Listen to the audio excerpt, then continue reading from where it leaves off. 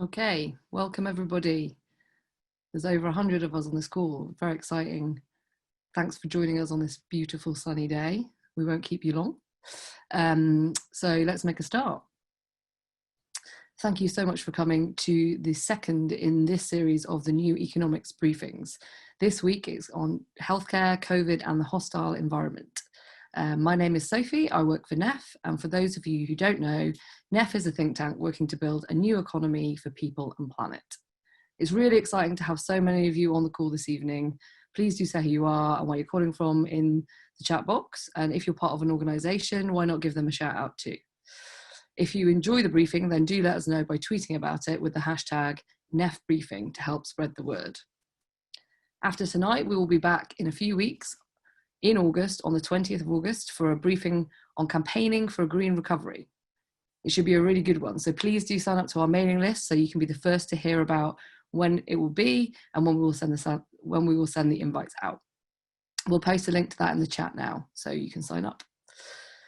Now, the pandemic has shone a light on many existing inequalities in society, not least those faced by BAME and migrant communities. Black people are 4 times more likely to die due to the virus than white people, and Bangladeshi and Pakistani people are 3 times more likely. Recent reports show that the hostile environment, a series of policies designed to make life unbearable for undocumented migrants living in the UK, has prevented people from accessing healthcare during the pandemic, and that this could be contributing to the disproportionate number of deaths amongst BAME communities. At a time when many of us have been so reliant on the NHS to protect ourselves and our loved ones, universal healthcare has rightly been recognised as an essential human right across the political spectrum, but many are still being excluded. All of this serves as a stark reminder of how the conditions of our life, which are shaped by our class, race, or migration status, determine our ability to lead safe and healthy lives, but also clearly and devastatingly shows us that the deep structural racism underlying the hostile environment has deadly consequences. What are some of the ways that the policies of the hostile environment work to exclude people from every aspect of society? How have we seen this manifesting in healthcare throughout the pandemic? And what can we do to support efforts to overturn the hostile environment in healthcare and beyond? To discuss this and more this evening, I'm joined by 5 amazing speakers on the front line of fighting the hostile environment. First, we'll hear from Susan Cueva from the Kanlungan Filipino Consortium. Susan will give an overview of who the hostile environment affects and how it traps people out of every aspect of life. Then we'll hear from Aliya Yule of Migrants Organise. Aliya will talk us through how the hostile environment traps people out of NHS care, including some of the findings from a recent report from NEF, Migrants Organise and Medact on migrants' access to healthcare during the coronavirus crisis. Next, we'll hear from Ella Johnson of Doctors of the World. Ella will talk about how the NHS has failed to be there for people impacted by the hostile environment during the pandemic, and some of the practical and administrative barriers that prevent people from accessing primary care. Then we'll hear from Daniel Robertson of Notts Refugee Forum. Daniel will give some examples of what the hostile environment means in real terms for people trying to access healthcare. And finally, we'll hear from Medact's James Skinner. James will talk us through the Patients Not Passports campaign and what can be done about all of this. All of this, so much. As ever, we want to hear from you during this conversation, so please post any comments or questions for speakers in the chat as they are talking, and we'll do our best to sift through them and pick out some of the best ones. But we have 5 speakers this evening and we're hoping to finish around 8, so apologies in advance if we don't get to your question, but we'll do our very best. Right, without further ado, let's hear from our first speaker, Susan Cueva from Kanlungan Filipino Consortium. Welcome to the call, Susan. Are you there?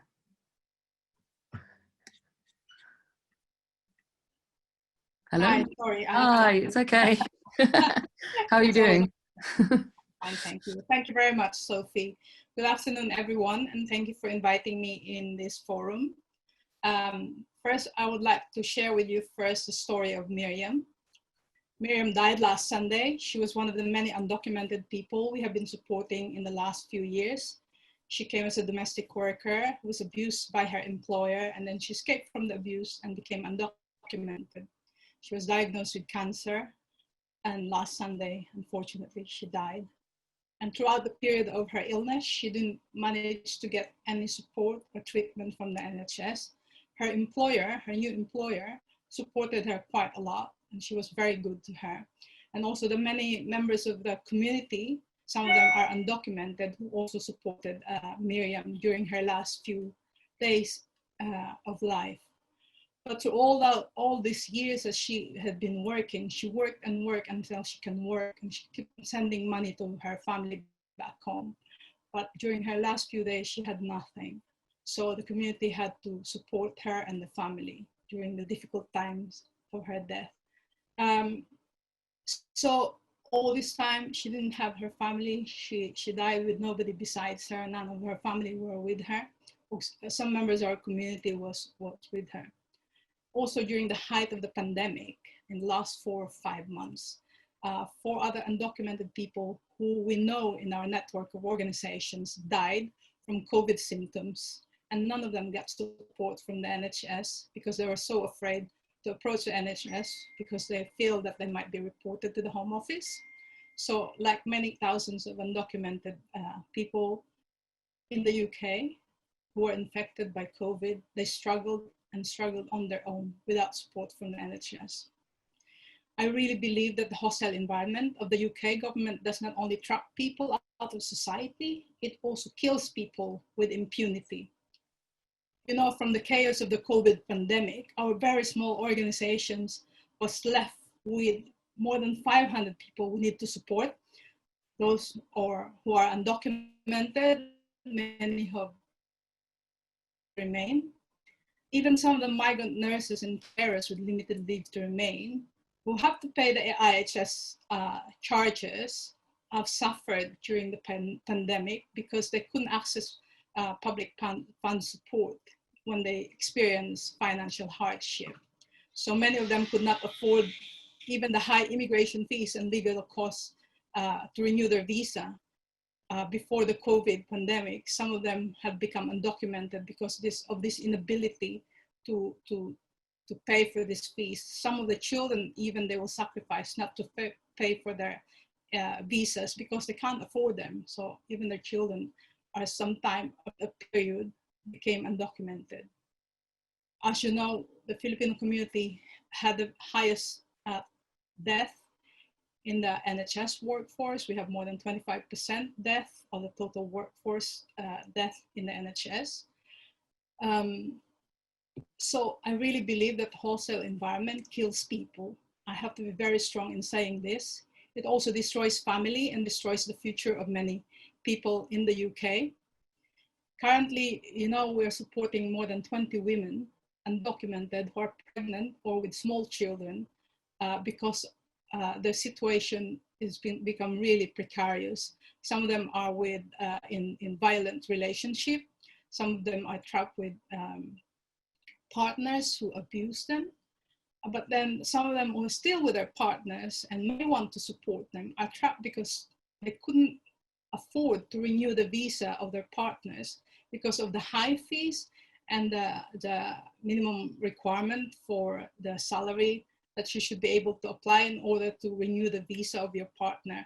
You know, during the COVID, many people lost their jobs, and in that process, they get hit by the inability to reach the kind of requirements that they need to have in order to renew the visas of their partner. And those who have managed sometimes to escape violent relationship have become homeless and living in overcrowded spaces. Many of them are afraid to seek medical services, especially those pregnant women, even though they have to see, maternity support for their pregnancy. For example, Jane, who is a pregnant woman, needed to go to the doctor because she was bleeding during her pregnancy. And then after doing all the kind of tests on her, she got sent more than £10,000 worth of NHS charges. So since then, she didn't want to go to the hospital or to the GP anymore because of this fear of the charges had been given to her. She didn't want an increased amount of charges to her. So, what is the future of these people? What's the future of the children who are growing in this kind of situation? What's the future of these young women who are trapped in this kind of situation? I really believe that the government has removed the basic human rights and people right to health services, safety and protection that the state should be giving to these people, and also the right to live with dignity and respect. This government is really killing people, and that's why we have to fight back. We're fighting back. Our campaign for the regularization status of all undocumented and those with limited leave to remain is really uncompromising. We want all of them to have regularization of their status. We will not be able to dismantle the hostile environment if we cannot have these worst people affected by the hostile environment, not to be able to come out of the shadows and come out through regularization. We have to organize and empower thousands of these people who are in this kind of situation. They're trapped out of society, and yet, you will see them as carers, nannies, cleaners, shopkeepers, some of them frontline workers in the UK, and you'll see them in the street not knowing that they are trapped in this kind of situation of the hostile environment. We should be able to help them to be heard, to tell their stories.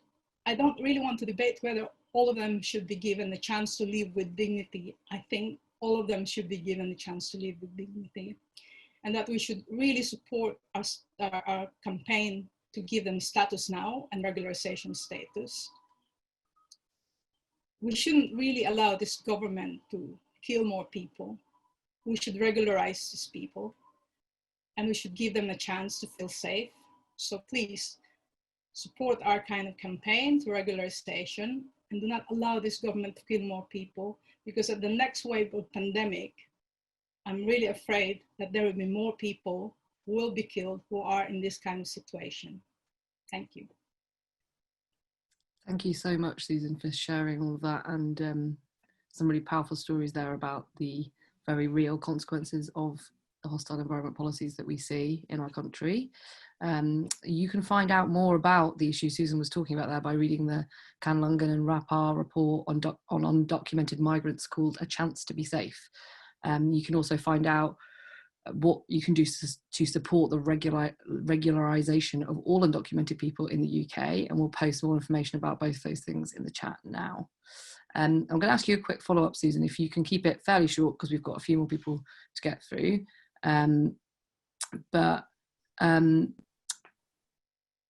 Could you tell us just a little bit more about what do you think of the government's concession exempting health and social care workers from the immigration health surcharge? What do you think that says about the attitude the government has towards migrant workers? And what more can we do to sort of continue to challenge that policy? Well, yeah, I mean, the immigration health surcharge are being paid by many of our frontline workers, nurses and carers. But remember, this is only a 1-year kind of exemption. And this is really a slap on the face, an insult, because all throughout the year, almost more than the period of that time, they're already fighting COVID. They're in the front line, and some of them have died because of this. I mean, an immigration health surcharge is really inhumane, because they're the ones providing health services to many people in the UK and to everybody, and yet they cannot access health services if they don't pay the immigration health surcharge. So really, we don't want immigration health surcharge full stop. It has to stop, because it is not fair. It's double taxation to many migrants, and it will eventually affect people's lives and people's health. Thank you so much for joining us. We really appreciate it, and we really appreciate all the work that you're doing. Just a reminder for everyone to post questions in the chat, and Susan, people have been posting about what you've been saying in the chat, so have a good look over there. Right, thanks so much, Susan. we're going to move on to Aliya now. So we're going to hear from Aliya Yule of Migrants Organise. Welcome to the call, Aliya. Are you there? I am. There you are. Could you talk us through some of the ways that the hostile environment excludes people from NHS care? Yeah, absolutely. And I want to really build on a lot of what Susan has already said about how the hostile environment works in the NHS. But I'm going to give a really quick rundown for people who don't know what it means in the NHS. But essentially the hostile environment works in three ways. Firstly, through the immigration health surcharge, which I think was mentioned before, and which I think we've all heard about a lot in the recent past. It was in the news a month ago. God, time moves very quickly.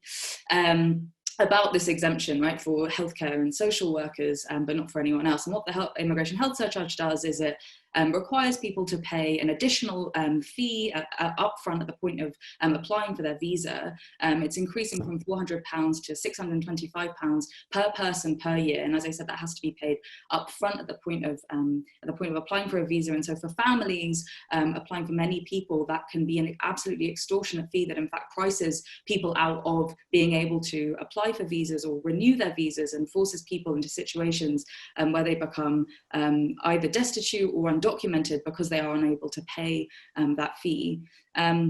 The sort of second two ways that the hostile environment works in the NHS that are a real step change for how the NHS has worked before are firstly the introduction of upfront in charging and the expansion of services which are chargeable for migrants, and the introduction of upfront charging for certain types of care. So migrants can be charged, those who don't have the right immigration status and who haven't paid the immigration health surcharge can be charged up to 150% of the cost for their treatment. The government justified it by saying that it would target so-called health tourists, which we know is in fact a myth, an exaggeration and distortion of what is actually happening in the NHS. And instead, this cost is something that falls onto the shoulders of migrants who, many of whom have lived here for many, many years, made their lives here, and for many different reasons may have become undocumented, find themselves in exploitative conditions because of the hostile environment, do not have the right to work in this country, and are then faced with the choice between their good health, going to the hospital, facing these extortionate bills, or having to live in destitution. In 2017, there was this introduction of upfront charging. So if your care is not urgent or doesn't meet an exemption from charging in some way, it essentially imposes a requirement on trusts to formally determine someone's immigration status as a routine part of their treatment in order to see whether they need to pay first before they can access treatment, which essentially means that many people are excluded from getting the care that they need. Alongside these kind of immigration checks, something that the hostile environment has introduced across society, but is particularly prevalent in the NHS, is data sharing practices with the Home Office. So sensitive patient data, including things like someone's home address, gets shared with the Home Office. We've seen cases where really sensitive patient data has been shared in Home Office and has been used as a reason for the Home Office to deny someone their visa. And that's a very, very scary thought for many people, that that data could be used for the purposes of immigration enforcement. And so earlier this year, when the pandemic hit, we wanted to make clear through a report and through some research what we already knew to be the case, that the hostile environment policies are excluding many, many people from care, and that we knew that this was going to be a particular problem in the midst of a global public health crisis.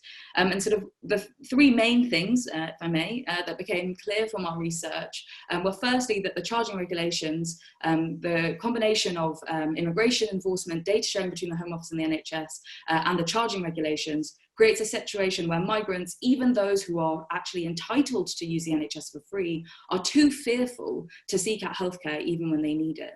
Susan's raised many cases and stories of people who would have been in this situation, and they brought to light several months ago the particularly tragic case of a man known as Elvis, who lived and worked in the UK for 10 years, who was undocumented, and he had severe symptoms of coronavirus for over 2 weeks, but he didn't seek any NHS care, he didn't call 111, because he was so fearful of the hostile environment that has been created, that instead he unfortunately died at home.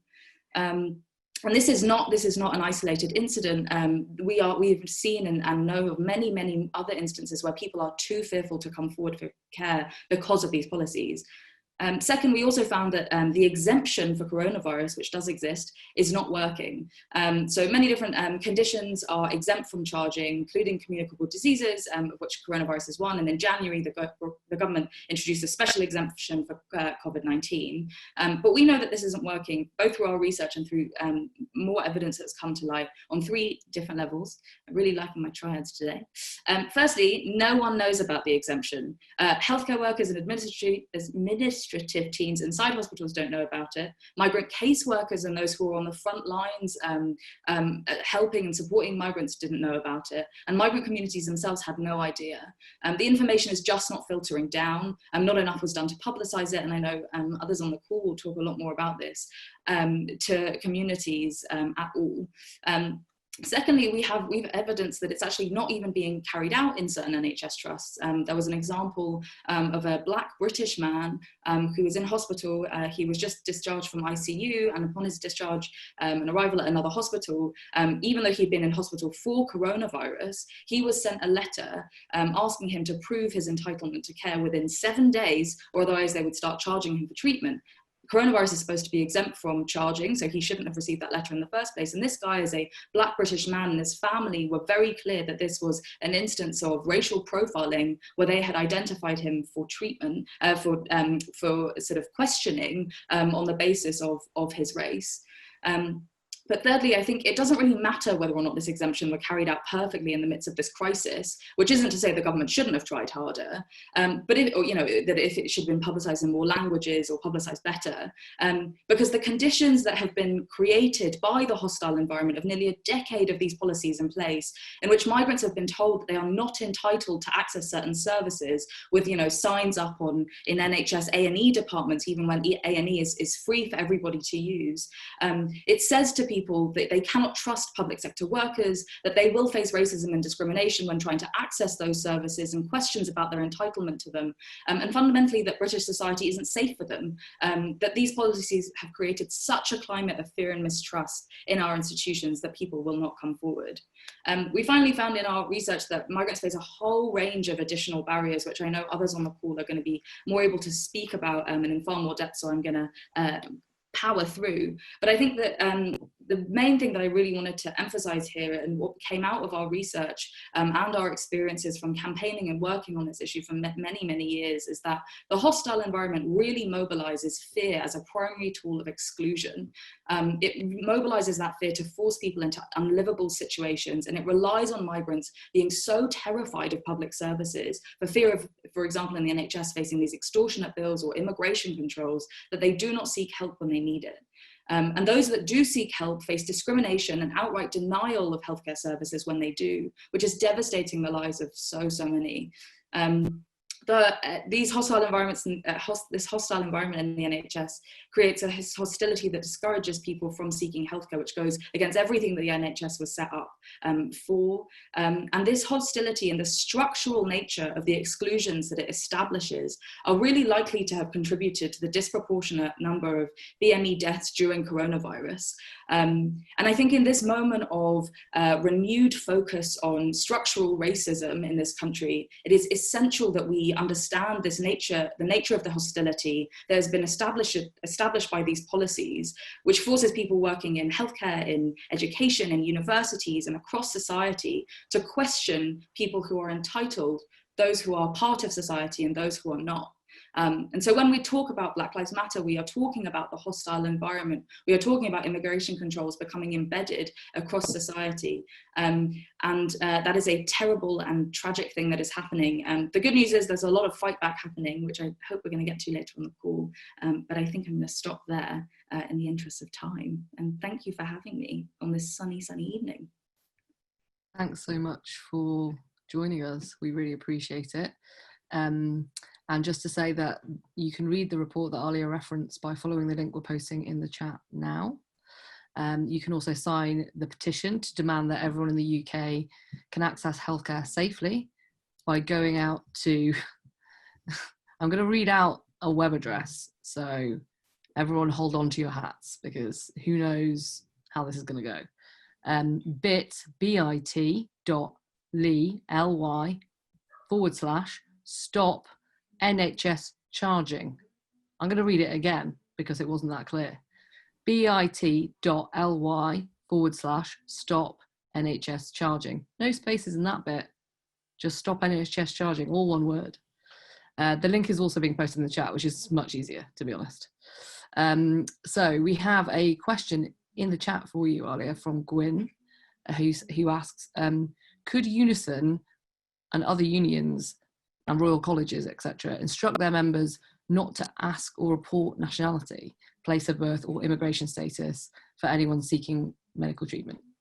That is a really great and wonderful question. Thank you, Gwyn.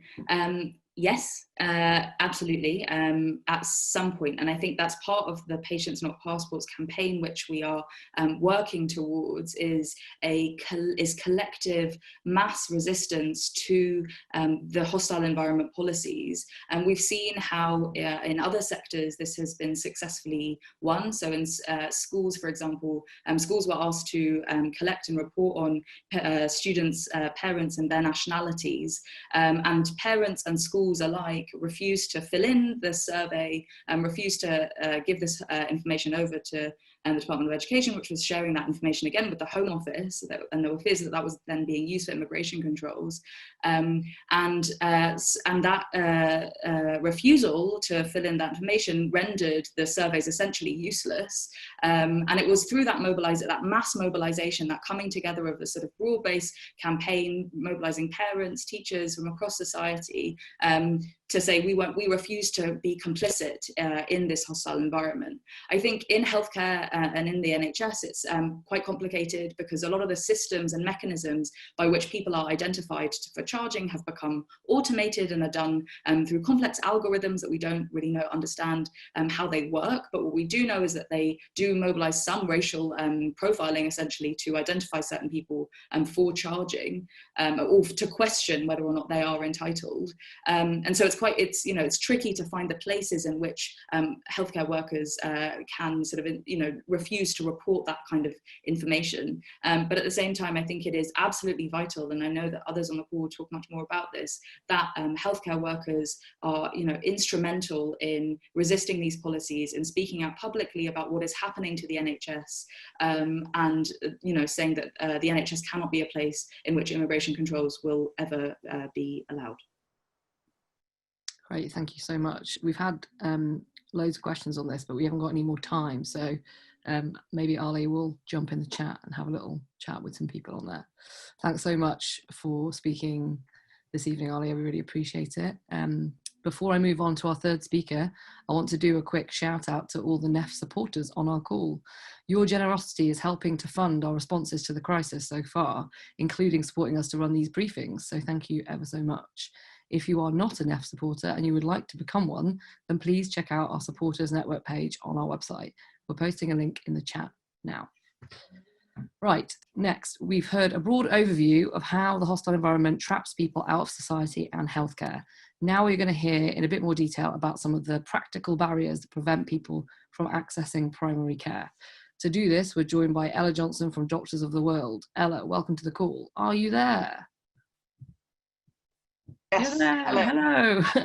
Hi, thanks very much. Thanks very much for having me on the call. No problem. Could you talk us through some of these barriers that arise in the NHS, and do you have any thoughts on why the NHS has failed to address these issues? Yeah, absolutely. So I'll talk, as you said, about barriers in primary care, and it really will be building on Susan and Aliya and the comments that they've made around the visibility of immigration enforcement in the health service. So at Doctors of the World, I work in the policy team, but I also, in a non-COVID time, I'm one of the mobile clinic coordinators. And as the mobile clinic is not running at the moment, I'm on the advice line 2 days a week. So I'm really getting a feel more than ever during COVID for the issues that patients and those working alongside them are calling up with. And time again, the most prominent activity for our volunteers and our caseworkers and my colleagues is supporting people to register with a GP. And it's quite a hidden issue. I think it's not very well known that many people in the UK are turned away from GP registration. And it's very much the case that the policy on the ground is quite good and the practice is unfortunately not very good. And it's quite a hard thing to evidence to NHS England. So when it comes to primary care, policy, NHS England policy is anyone in England is entitled to register and consult with a GP for free. You don't need proof of address, you don't need proof of ID. In fact, it's very explicitly stated in the policy and guidance manual that an inability to provide either of those things would not be considered reasonable grounds to refuse registration. Questions around your immigration status, irrelevant. Primary care is the point of access to the NHS and free at the point of need. However, at Dr. Well, we see around 2,000 patients a year in our clinic and across our mobile clinic services. And when they arrive, when patients arrive at the clinic, around 80% of them are not registered with the GP. And that's despite 100% of them being entitled to register. So there's a real problem there. And it comes down to always the same thing around being asked for ID and being asked for a proof of address, and either that being enough to deter patients who, as we've heard from Aliya, have got a very well-founded fear of presenting too much identifiable information to the health service, given that until quite recently there was an open door to allow the Home Office to use non-clinical patient information to support routine immigration enforcement. And as we've heard, whilst that arrangement has been suspended, data sharing is still rife between Department of Health and NHS Digital, who hold patient data, and the Home Office, because it's embedded in the charging programme. And we're not quite sure, and it exists elsewhere as well. So patients that come to the Dr. Well clinic, they've often already attempted GP registration and been told they can't register because they don't have the correct documentation, or they've been incorrectly asked questions on GP registration around immigration status. So this will sometimes come in the form of how many years have you lived in the UK, and that'll be enough to put patients off. And Dr. World, we work alongside primary care to try and reduce these barriers. So I'll just do a quick mention of the Safe Surgeries initiative, which is a membership network free to join to support primary care and CCGs to lower and remove barriers to primary care for people who face exclusion from health services, which involves training and resources and a newsletter and things like that. So we are working alongside primary care to try and reduce these barriers. But, unfortunately, in a COVID context, these barriers persist. In fact, patient in the height of lockdown, you've got practices insisting that patients make unnecessary journeys to the practice to drop off proof of address and proof of ID documents in order to obtain registration. Inflexibility around, obviously the pandemic has caused a lot of people to have to move house, displaced a lot of people, particularly if you're in the Gypsy, Roma and Traveller community, or you're a mobile group, people experiencing homelessness that have been housed in hotels during the Everybody In scheme. Everyone here is now who is facing that displacement from their regular address. Maybe they have to shield elsewhere to where they permanently live, and they're entitled to primary care. And yet, unfortunately, we have seen quite a lot of inflexibility on behalf of practices in terms of working with patients to not deregister them, because of course deregistering patients means disrupting medication that a lot of patients rely on, and it's quite a traumatic thing to happen. And at a time when everyone is everyone's going through a certain degree of trauma, to then have to be cut loose from your primary care access and be left without a repeat prescription is a risk and an unnecessary threat, because, as I said, the guidance is that none of this should happen.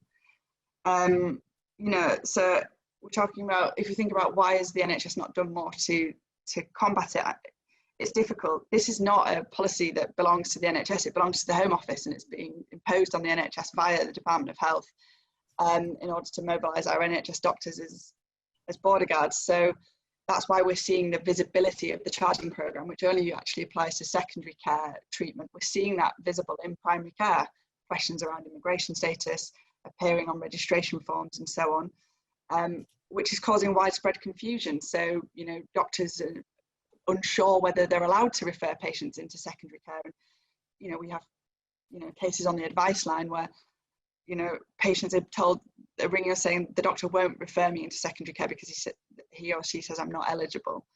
And then, of course, that then spreads, and that patient tells their friend that we're not allowed secondary care, and it's a lot of combating that narrative. So is it the NHS's fault, and are they not, you know, could they do more? Yeah, they could do more, but, you know, as Aliya said, this is the NHS was founded to be free at the point of need for everyone in the UK, and this is a policy that's been imposed on the NHS. We saw at the beginning in April, primary care wrote to all GP practices around COVID response and preparedness, and reminded them in a paragraph that they must continue to register patients, and yet that isn't happening. So we've got this huge task on our hands at the moment to evidence to NHS England that we have this huge disconnect in primary care, because I think it's a bit of a hidden issue, certainly for a lot of our patients, and a lot of people you speak to sort of don't really understand this issue of, well, everyone's entitled to a GP, and you would think that it would be that easy. So I think I'll probably leave it there around primary care, because I think I've covered everything. Thank you so much. Can I ask you a question and ask you to give me an answer in 30 seconds? Yes. If you can. What should the NHS be doing practically now to improve access for people? I know it's hard to answer in 30 seconds, but give it a go. I think it's around a targeted information campaign would be probably my first response, you know, to primary care staff who wrongly believe that they need to be operating as an arm of the Home Office, and to secondary care staff. But I think, you know, in many ways, the primary care argument, the policy is already there. We just need the practice to fall into step. And I think a lot of that is misconception. And the more that the hostile environment gets its claws into the health service, the more people that work within the health service will wrongly believe that it's their job to implement those policies. And I think it is often a case of widespread confusion.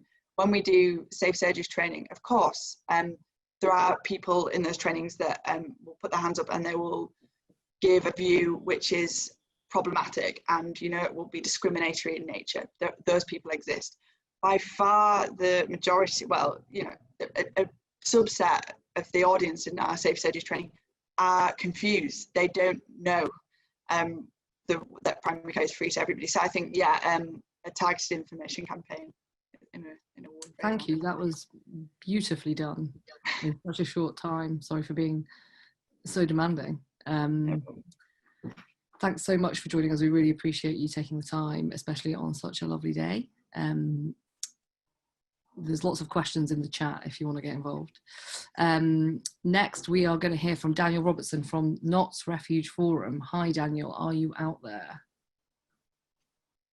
Hi. Yeah. Thank you very much. How are you? Sorry, go ahead. Could you talk us through your experience of how the hostile environment has introduced a culture of exclusion and what this means in real terms for people trying to access services? Absolutely, yes. So I'm a caseworker with asylum seekers and refugees and other people who have asylum seeking background. So just to fill you in case you weren't aware already, both asylum seekers and refugees should be exempt from any charges for secondary health care. And as people have already mentioned, everyone is entitled to register with a GP. Yet, in reality, we find that there are huge numbers of barriers for people accessing health services. I just wanted to share with you some of the findings of some research we just carried out in Nottingham, using the experiences of our service users to compile some data on how prevalent these barriers are. I just wanted to focus on a few areas, particularly around eligibility for free healthcare and charging, and the effects that these things have on our service users. So we carried out a structured interview with 58 people who were at our drop-in advice service, asking them questions about all kinds of aspects of how easy it was for them to access healthcare. 16% of them told us that they had been told they were not eligible for for health services at some point during their time in the UK. and 28% said that they avoided services as a result of worrying about either eligibility issues or that they would be charged for those services. And the figure was a lot higher for those who had been told they were not eligible. So a much higher proportion of those subsequently avoided seeking help when they needed it because of their worries. Now, just a final statistic, 90% of the people we questioned felt that they had been discriminated against on the grounds of their status during their interactions with healthcare staff. So this is, it's a minority, but it's quite a significant minority. It's quite a sizable minority of people.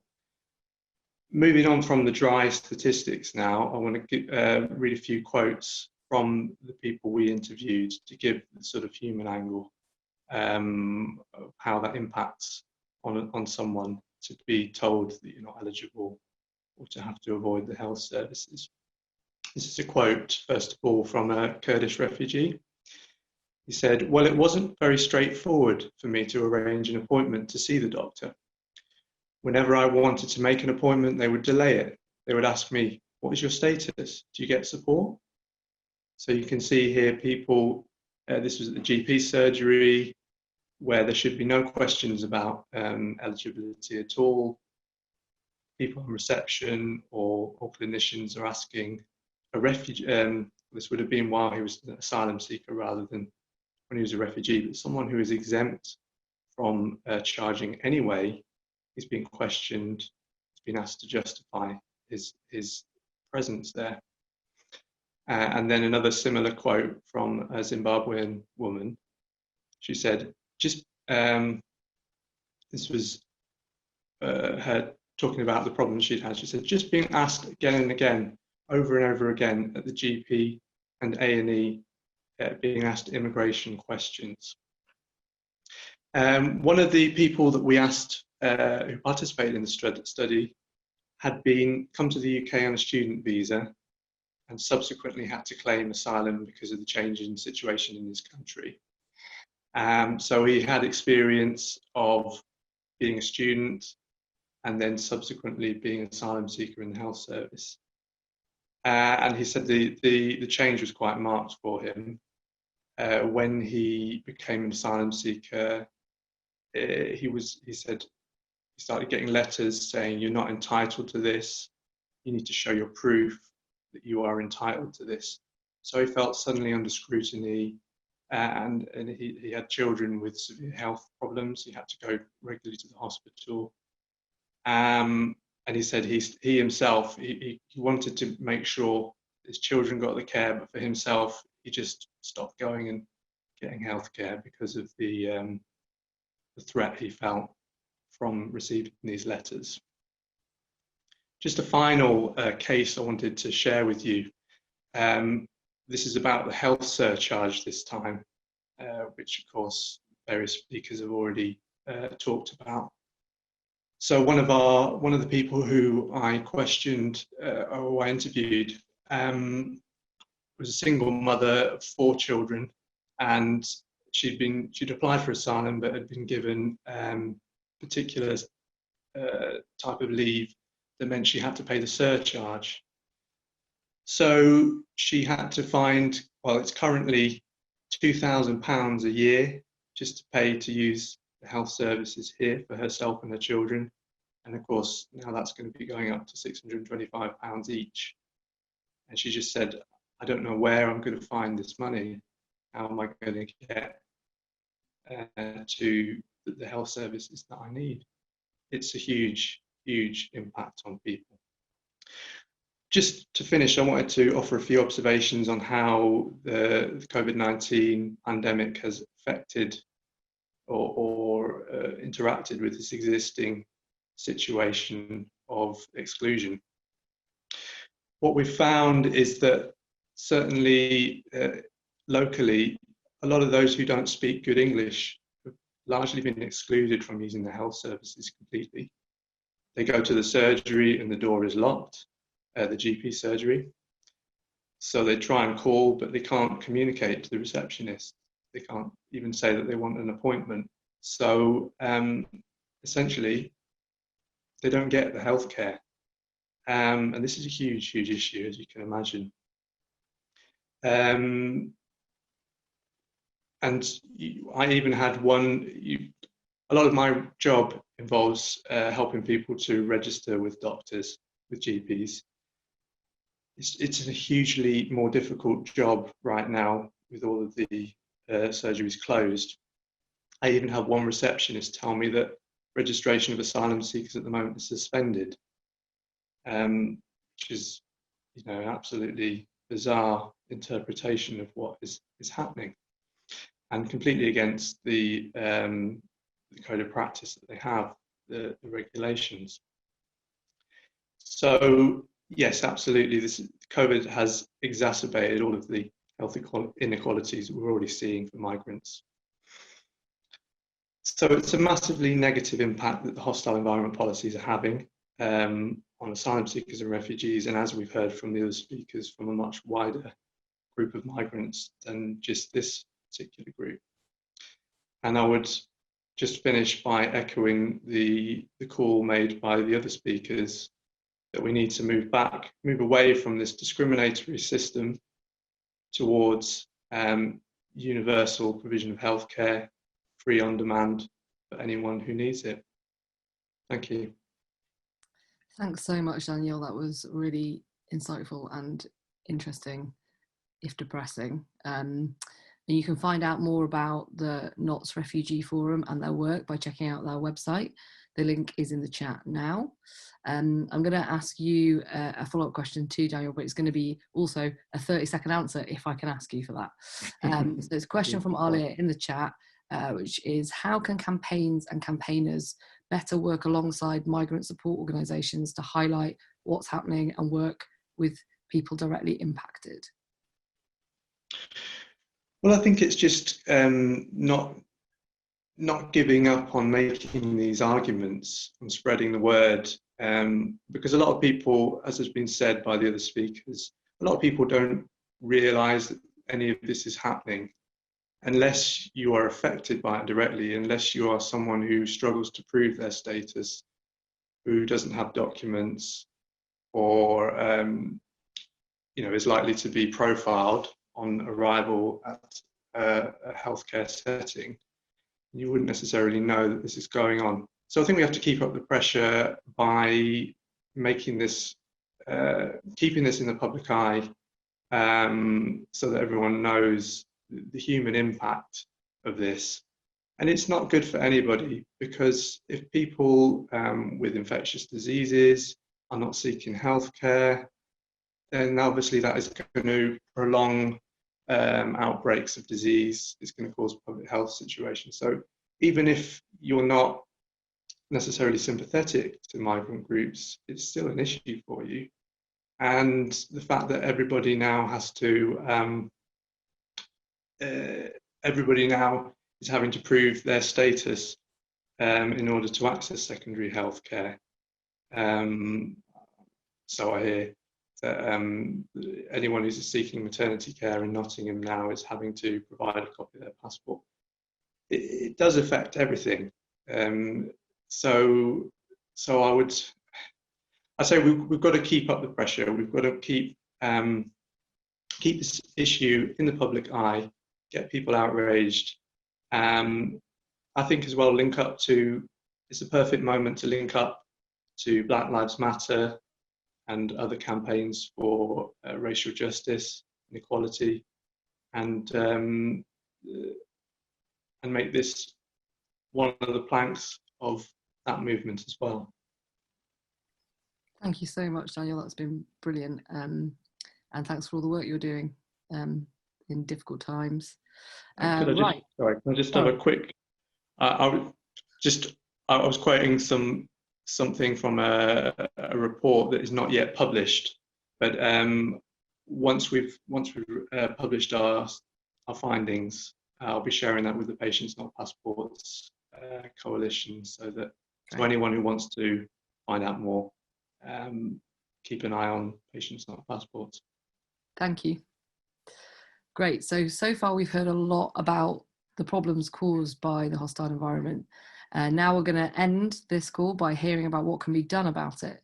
To do that, we're going to hear from our final speaker, James Skinner of Medact. James, are you out there? I am.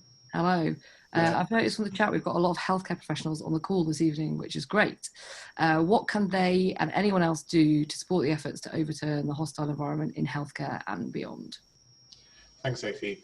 I'm going to endeavour to get us back on track with time also, because I know we're running close. I think what is clear from all the speakers that we've heard tonight, and what the kind of resounding impact for me has been, is that it's really clear that the fabric of our NHS is under threat.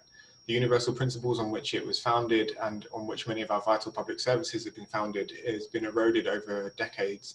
Underfunding, understaffing, crippling PFI debt, and now increasingly restricted entitlement to care for groups of people deemed to be no longer worthy of support in our society. This targeting and demonisation of migrants has long been used to pilot, implement and normalise policies that many people would otherwise deem too oppressive, too terrible to accept for themselves. The hostile environment is just the latest manifestation of this approach, and it paints an alarming picture of just how much harm the government is willing to inflict on people in order to continue its project of dismantling the NHS.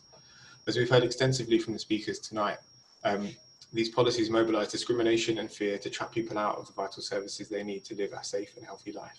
It not only relies on entrenched systemic racism to achieve its goal, but it actively promotes racist attitudes and embeds cultures of discrimination inside our public services. I think it's important to remember that the NHS was born from struggle.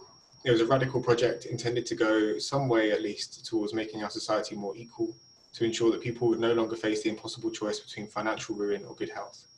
It was funded and built on national wealth and labour extracted from countries occupied and colonised by the British Empire, and we should never forget that it owes a large and continuing debt to these places. Still today, 1 in every 7 NHS staff is from overseas. As we heard from Susan, the kind of toll and the risk that overseas staff take in the NHS is often much higher, and so we see things like the Filipino nurses being the highest death rate from COVID among NHS staff. Similarly, I think the fight against charging for NHS services is as old as the NHS itself. Aneurin Bevan, the founder of the NHS, long resisted these policies and eventually resigned as Health Secretary, partly in protest of the introduction of charging. Again, in the 1980s, we saw the government then try to reintroduce and expand the charging system, and in response, there was the No Pass Laws Here campaign, a campaign that took to the streets in resistance against the racism inherent in these charging policies, and did a fair bit of work to stop them and overturn them. And now, with the hostile environment ushering in really unprecedented changes in the health service, it's migrant communities and NHS workers who, despite living and working on the brutal front line of these policies every day, have taken up the fight for the NHS. The Patients Not Passports campaign started in a grassroots group called Docs Not Cops. It was healthcare workers and patients working in their spare time to resist a policy that was so clearly going to cause untold harm to people and damage to the NHS. And what we found when we started doing this work actually was that this work was already happening across the country in campaign groups, and NHS campaigners and people who have been working on these policies for a long time, and it was kind of really credible moment of starting to make connections and building these disparate groups together into what is now really a growing national movement against the hostile environment in the NHS. It's migrant communities, it's people who themselves have been charged for care, healthcare workers, patients, NHS campaigners, unions, researchers, social workers. Just the depth and breadth of people who are willing to fight for the NHS is such a clear testament to the role it both plays in all of our lives, but also to the pride that we feel in this institution that really embodies the kind of collective responsibility we all have to each other. Across the country, from Brighton to Liverpool, from Glasgow to Swansea, and I must say it's always really great for me to see so many of the campaigners that we work with on this call today, who are kind of here always supporting and kind of inspiring the work that is happening around the country. And what is happening, what we're seeing is that across the country, these local campaign groups are starting to fight back against charging policies. They're working in their local trusts, they're supporting people in their communities, They're challenging the CCG, as many people have been talking about in the chat. We're also starting to see the emergence of campaigns now, as I think Aliya mentioned earlier, as campaigns from people led by people who themselves have been charged. So we're also very fortunate to work with the Justice for Simba campaign in Sheffield, where Simba and his family are working to overturn the £100,000 bill he received in intensive care after he had a stroke, and to bring down the rest of the hostile environment at the same time. And I think there's so much to be done in this campaign, and there's so many opportunities and kind of areas of work to be done. All of the groups I've mentioned and all of the rest of the groups around the country need more people to join them. They're running events and trainings like this one. They're uncovering the impact of these policies locally, investigating, building powerful coalitions, and taking their anger at these policies out onto the street in protest, to trust AGMs, to demos in front of the hospitals like we had around the country last year in October. So wherever you are, there are people who are close to you who are already resisting these policies. And if you're, I hope most of you are now sitting there thinking, how do I get involved and what can I do? And these 4 short things are at least the steps you can take tonight and now to join the Patients Not Passports campaign. So you can sign our petition calling on the government to suspend NHS charging and data sharing during the coronavirus crisis. I think the link has already gone in the chat, but if you remember, it's the one that Sophie expertly read out for you earlier. You can use our toolkit to support people who are facing charging right now. The toolkit is at patientsnotpassports.co.uk and is there to kind of guide and advise people who are being impacted by charging, but also to give some thoughts and kind of motivation for how you can start campaigning where you are. And last but not least, you can contact us, contact me, contact Aliya, and we can connect you up with whoever is campaigning close to you and get you involved in the groups where they are doing the work. The NHS was founded on the principle of universal healthcare, on the principle that care should be available to all that need it, regardless of ability to pay or where they are from. We are healthcare workers and not border guards, and the NHS is here to treat patients and not passports. This is a fight for the heart and the soul of our NHS, and it's one that we cannot lose. So I do hope that many of you will join us. And thank you for coming out tonight. Thank you, James, for that rallying cry. We haven't got time to ask you a question, but don't fear, because someone in the chat thinks you're a legend. So that's your prize for not having a question. You are a legend, I agree. It wasn't me that said it. It was really inspiring, that whole thing, even though there's obviously a lot of work to be done. There's so many great people working in this area, and it makes me feel happy, and it makes me feel like all is not lost. Faith in humanity has been restored before I eat my tea, which is great. So you can follow up on some of the calls to action James was mentioning by following the links we're posting in the chat. I think we've all been posting them, so there's quite a few in there. And we want to end by giving one final plug to the Patients Not Passports campaign. Even though James has did it, I'm going to do it again. And the amazing work that the campaign does. NEF is one of the partners of the Patients Not Passports Coalition, which brings together healthcare workers, migrant organisations and community groups, charities, NHS campaigners and more to work collectively to end the hostile environment in our NHS and return it to the principles on which it was founded: universal healthcare accessible for all. To add your voice to the campaign, head to, I'm going to read it again, even though it's really long, bit.ly/stop NHS charging. It says in my script that I should spell it out slowly, but I feel like I've done that already, so you guys can work it out, I think. We're posting it in the chat though, so you can just click from there. And that is a petition where you can sign to demand an end to the hostile environment to ensure that everyone has access to healthcare during the crisis. The link again, it's in my script again, I'm doing it again, bit.ly/stop NHS charging, all lowercase, no spaces, no dots. In September, NEF and the Patients Not Passports campaign will be releasing new research exploring the international struggle for universal healthcare, highlighting campaigns and movements that have been effective at challenging exclusionary healthcare policies and promoting universal healthcare rights for all. There will be a Zoom launch and a discussion, so please do sign up to the NEF mailing list so that we can make sure that you can take part. We'll send you an invite link on that email if you sign up for it. So thanks so much for joining us on this beautiful evening. Stay safe and see you soon. I'm going to wave because otherwise it's weird. I'm going to wave. Thanks so much for joining me into my living room.